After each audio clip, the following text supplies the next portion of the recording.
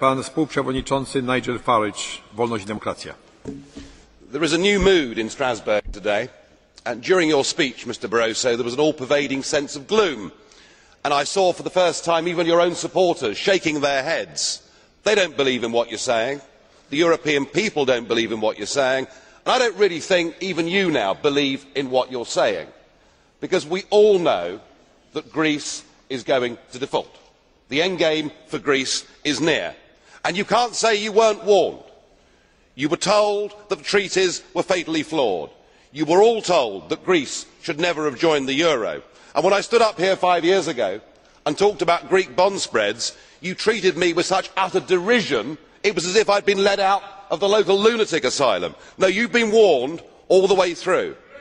So now what you've got is economic governance, and everybody here in this front row supports more European economic governance.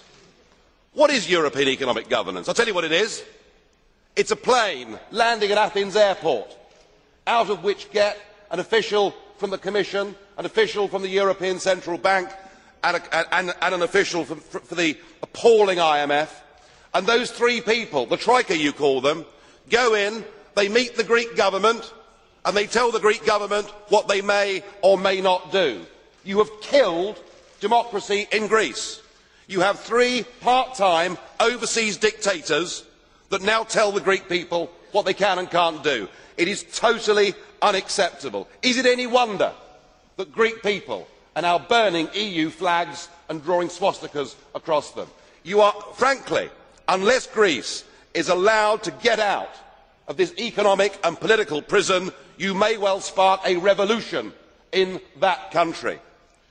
I suppose there is some good news at least, and that is that in Germany people are waking up. Right up to the President, people are saying all of this represents the death of democracy, none of this can work, and the German people simply will refuse in the end to pay the bill. Your one achievement is you have split Europe between North and South.